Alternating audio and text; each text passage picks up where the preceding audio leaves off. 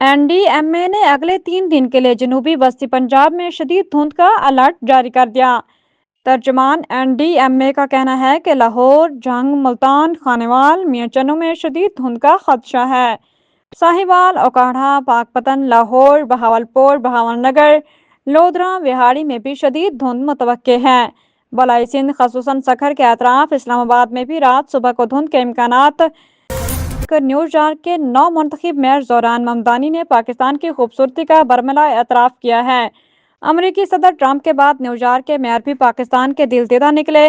تفصیلات کے مطابق نیوز یارک میئر ممدانی کا کہنا تھا کہ انہوں نے ایک بار لاہور کا سفر کیا تھا۔ انتہائی خوبصورت شہر ہے۔ حلف لینے کے بعد ممدانی کی ملاقات لاہور سے تعلق رکھنے والی پاکستانی خاتون سمینہ سے ہوئی۔ یہ ملاقات عکاسی کرتی ہے بیرون ملک مقیم پاکستانی در حقیقت پاکستان کے حقیقی سفیر اور مثبت چہرہ ہیں۔